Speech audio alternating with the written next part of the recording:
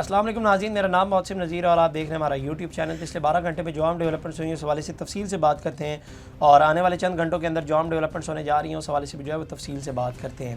علی امین گنڈا پور صاحب نے جناب ایک بڑا امپورٹنٹ بیان دیا ہے، اور آستین کا سانپ انہوں نے کہا ہے۔ اب یہ کس کو کہا ہے اس حوالے سے بات کرتے ہیں، اور اس کے ساتھ ساتھ جناب 5 فروری کے حوالے سے آج تھوڑی سی بات کرتے ہیں اور تھوڑی سی گفتگو کرتے ہیں کہ اس کے اوپر میرا کیا اوپینین ہے اور حقیقت کیا ہے۔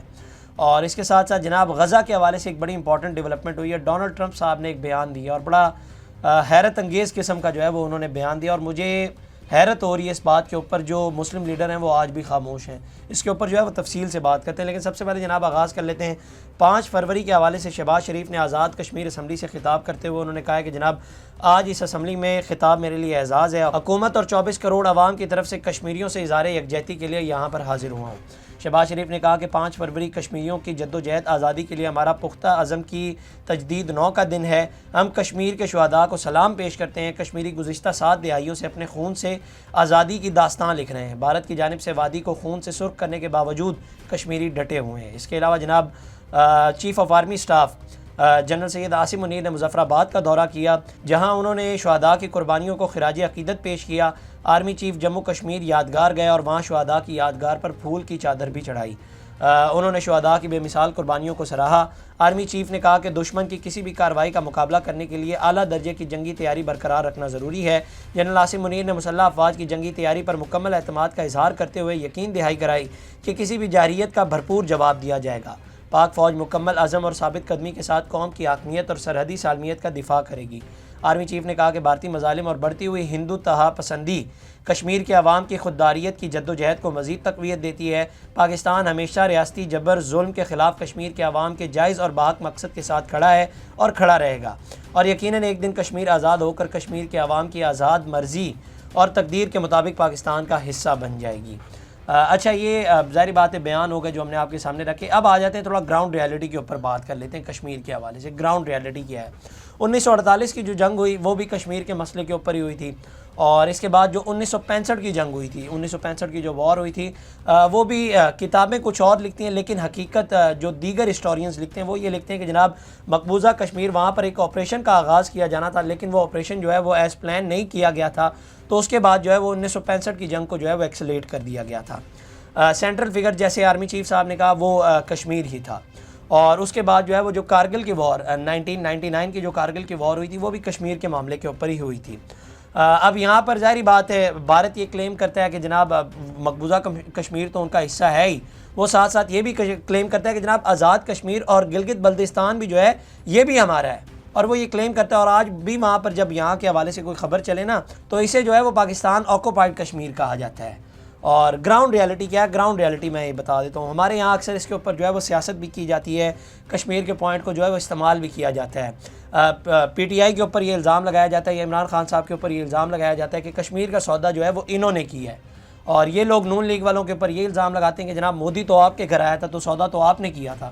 لیکن حقیقت یہ ہے کہ ان میں سے کسی بھی، مطلب میں اوور آل بات کر رہا ہوں، کسی پارٹی کے اندر اتنی تپڑ نہیں ہے کہ ماں سوائے اس کے کہ یہ ریلیاں نکال لیں، بیان بازی کر لیں اور فوٹو سیشن کر لیں، اس کے علاوہ اور کچھ نہیں کر سکتے، اور کچھ نہیں کر سکتے۔ آپ صرف اس بات سے اندازہ لگا لیں کہ ہمارے یہاں پر جو الیکشنز ہوتے ہیں ان الیکشنز کی کمپین کے دوران کتنا کشمیر کے بارے میں بات کی جاتی ہے۔ صرف مینیفیسٹو کے اندر جو ہے وہ تھوڑا سا لکھ دیا جاتا ہے، لیکن آج تک جتنی بھی پارٹیز ہیں، میں یہ اوور آل بات کروں، میں کسی ایک پارٹی کو ٹارگٹ کر کے نہیں کہہ رہا، جتنی بھی پارٹیز ہیں ان کے اندر کس پارٹی نے آج تک یہ کہا ہے کہ جناب وہ کشمیر کے حوالے سے جو ہے وہ ایک پراپر سٹینڈ لیں گے، ماں سوائے کہ ریلی رکھ لی، ٹرانسمیشنز کروا لی، فوٹو سیشنز کروا لیے، اس کے علاوہ جو ہے وہ کچھ بھی نہیں کیا جاتا۔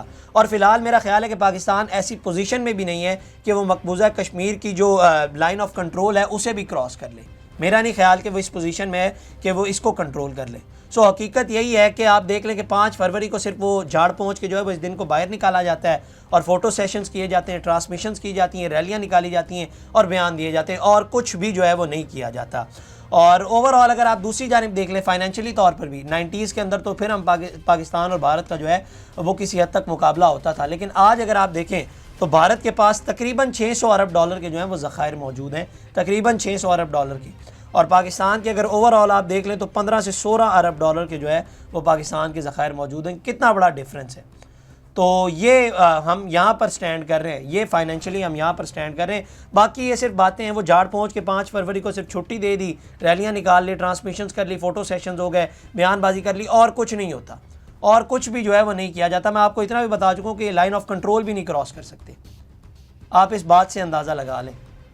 یہ حقیقت ہے اور یہ گراؤنڈ ریالٹی ہے. یہ تو ہو گئی نا کشمیر کے حوالے سے بات. اب تھوڑی سی بات کر لیتے ہیں غزہ کے حوالے سے. غزہ کے حوالے سے پچھلے 12 گھنٹے میں یا 24 گھنٹے میں جس قسم کے بیانات ہیں، بندے کی روح کانپ جاتی ہے.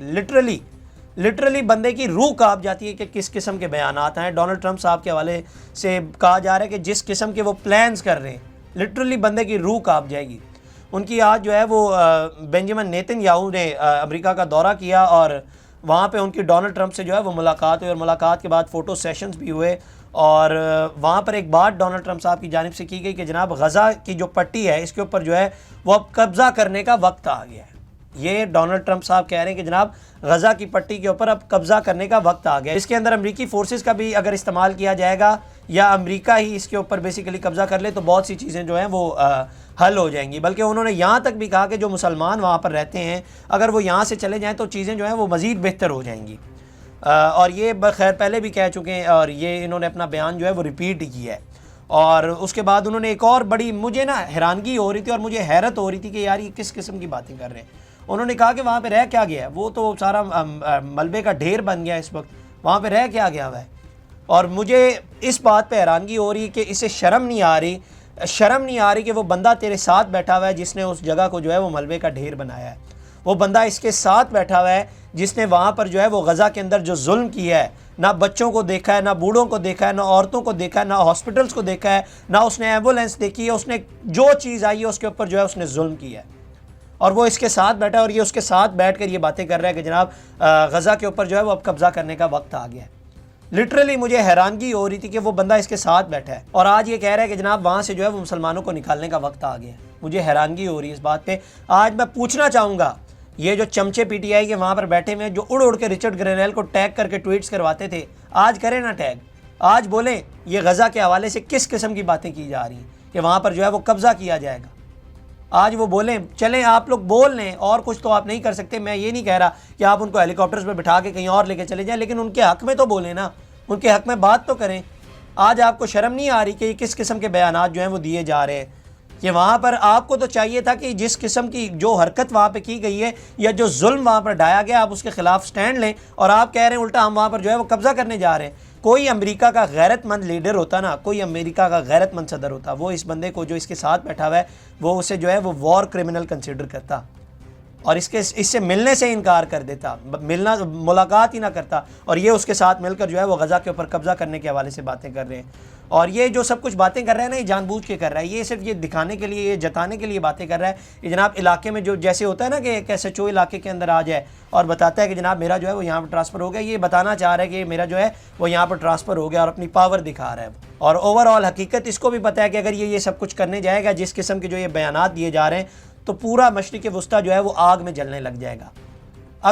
اگر تو وہاں کے مسلم رہنما ان کے اندر غیرت تھوڑی سی باقی ہوئی جو مشرق وسطیٰ کے اندر ہے، تو پورا مشرق وسطیٰ جو ہے جس قسم کا وہاں سے ریئیکشن آئے گا اگر وہاں پر غیرت مند لیڈر ہوئے. تو مجھے حیرانگی اس بات کے اوپر ہو رہی ہے کہ فلسطین کا اگر آپ نقشہ دیکھیں نا تو سکڑ کے کتنا ہو گیا، اور یہ جو ہے وہ یہ ان سے یہ بھی لینے کے حوالے سے باتیں کر رہا ہے. اس کے علاوہ ایک اور بڑی انٹرسٹنگ ڈیولپمنٹ وہاں پہ ہوئی اور اس کا ہی ریسس قسم کا بیان جو ہے وہ گفتگو سامنے آئی. بیسیکلی افغانستان سے تعلق رکھنے والی خاتون صحافی وہاں پر جو ہے وہ سوال کر رہی تھی، تو انہوں نے ان سے پوچھا کہ افغانستان کے حالات بدلنے کا کوئی منصوبہ ہے، کیا آپ طالبان کو تسلیم کر سکتے ہیں؟ یہ ساری باتیں جو ہے وہ انہوں نے انگریزی میں کی. تو آگے سے موصوف جواب کیا دیتے ہیں وہ سنیے گا. تو آگے سے جواب دیتے ہیں کہ آپ کی آواز بڑی خوبصورت ہے اور لہجہ بھی بہت اچھا ہے. میں آپ کے کہے ہوئے الفاظ کو سمجھ نہیں پا رہا، لیکن میں صرف یہ کہہ سکتا ہوں کہ گڈ لک، اسٹے ان پیس. مطلب پورا ہال جتنے لوگ وہاں پر بیٹھے ہوئے تھے سب کو پتہ تھا کہ وہ کیا بات کر رہی ہیں اور وہ اپنے ملک یا اپنے وہاں کے جو ہے وہ امن و امان کے حوالے سے بات کر رہی ہیں. لیکن یہ کہہ رہے ہیں کہ جناب مجھے جو ہے وہ آپ کی بات ہی نہیں سمجھ آ رہی. اچھا، میں نے جب سے یہ آیا نا تب سے میں 2-4 چیزیں نوٹس کی ہیں کہ اس کو جو ہے وہ مسلمانوں کی آواز آتی ہی نہیں ہے، کہ جو مسلمان تکلیف میں ہے نا اس کی آواز اس کو جو ہے وہ آتی ہی نہیں ہے. اور مجھے خوف آتا ہے اس وقت سے. میں حقیقت بات ہے جب یہ بیان سامنے آیا بندے کی روح کانپ گئی کہ کس قسم کی بغیرتی کی انتہا ہوگی ہے. اور آج میں پوچھنا چاہوں گا جو لوگ وہاں پر مقیم ہیں، جنہوں نے اس کو ووٹ دیا یا جنہوں نے اس کے لیے کمپین کی، وہ سارے اس چیز کے ذمہ دار ہیں جو اس شیطان کو جو ہے وہ یہاں تک پہنچایا ہے جنہوں نے۔ تو یہ جناب غزہ کے حوالے سے انہوں نے کچھ بیانات دیے تھے تو ہم نے آپ کے سامنے رکھے۔ اس کے علاوہ جناب کچھ دیگر خبروں کی جانب بھی آتے ہیں۔ ورچوئل جلسہ پی ٹی آئی کی جانب سے جو ہے وہ ہو رہا ہے اور اس کو جو ہے وہ اگلے ولاگ میں ہم انشاءاللہ ڈسکس کریں گے۔ اس کے علاوہ جناب ایک جو خبر آئی ہے وہ علی امین گنڈا پور صاحب نے ایک بڑا بیان دیا ہے۔ انہوں نے کہا ہے کہ جناب آستین کے سانپ ہر سیاسی جماعت میں ہوتے ہیں مگر ہماری پارٹی میں زیادہ ہو گئے ہیں۔ اچھا، اس سے پہلے جو ہے وہ شوکت یوسف زئی صاحب نے ایک بیان دیا تھا۔ انہوں نے کہا تھا کہ جناب 35 غدار جو ہیں ایفیڈیوٹ کے اوپر انہوں نے سائن کیے ہوئے ہیں۔ اب یہ کہہ رہے ہیں کہ 35 غدار، اور علی امین گنڈا پور صاحب کہہ رہے ہیں جناب آستین کے صاحب جو ہے وہ پارٹی کے اندر بڑے موجود ہیں، لیکن نام نہیں لیا جا رہا، نام نہیں لے رہے کہ وہ لوگ ہیں کون۔ اس کے علاوہ انہوں نے کہا کہ کوئی بھی شخص جو خود کو پارٹی سے منسلک کر لیتا ہے، وہ پھر بیانات دیتا ہے یا ایسی کوئی حرکت کرتا ہے جس سے پارٹی کو نقصان ہوتا ہے، تو وہ آستین کا سانپ ہی کہلاتا ہے۔ جو لوگ پارٹی منشور کے برعکس پروپیگنڈا کر رہے ہیں، وہ عمران خان کی بہنوں کے خلاف جا رہے ہیں، اس لیے وہ آستین کے سانپ ہیں۔ مذاکرات سے متعلق سوال پر انہوں نے کہا کہ حکومت کمیشن بنانے سے ڈر رہی ہے، جب یہ کمیشن بنا لیں تو تمام حقوق سامنے آ جائیں گے، اگر ہمارے لوگ قصوروار ہوئے تو تسلیم کر لیں گے۔ تو یہ جو ہے وہ علی امین گنڈا پور صاحب نے گفتگو کی۔ اس کے علاوہ جناب علی امین گنڈا پور صاحب کے جو بھائی ہیں فیصل امین صاحب، انہوں نے ایک آج پکچر شیئر کی اور پکچر کے اندر علی امین گنڈا پور کی اور جنید اکبر صاحب کی جو ہے وہ ملاقات ہوئی۔ اب سارے لوگ جانتے ہیں کہ دو لوگ جو ہے وہ مختلف دھڑوں سے ان کا تعلق ہے، اور آج سے چند دن پہلے پی ٹی آئی کی جانب سے جو ایک میٹنگ رکھی گئی تھی جنید اکبر صاحب کی جانب سے، اس کے اندر جو ہے وہ علی امین گنڈا پور نے شرکت نہیں کی تھی۔ تو بہت سے لوگ یہ سوال کر رہے تھے کہ ظاہری بات ہے کہ یہ دونوں الگ گروپس ہیں، اس لیے ان کو بلایا گیا، تو یہ ایک اچھا سائن ہے، اچھا گیسچر دیا گیا، ان دونوں کی جو ہے وہ ملاقات ہوئی ہے، تو اس سے جو ہے وہ پارٹی کا مورال تھوڑا سا ہائی ہوگا۔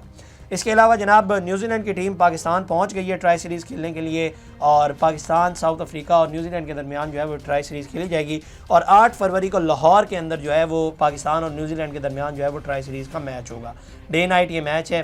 اب دیکھتے ہیں کیا ڈیولپمنٹس ہوتی ہیں، اور چیمپئنز ٹرافی کا بھی آغاز ہونے جا رہا ہے 19 فروری سے، تو آگے چل کے آپ کو مزید بتاتے رہیں گے۔ تو یہ جناب اب تک کی خبریں تھیں، اگلی ویڈیو میں آپ سے دوبارہ ملاقات کریں گے، اللہ نگہبان۔ اس طرح کی اور ویڈیوز دیکھنے کے لیے سبسکرائب کیجیے ہمارا چینل اور دیکھتے رہیے PSPKG نیوز۔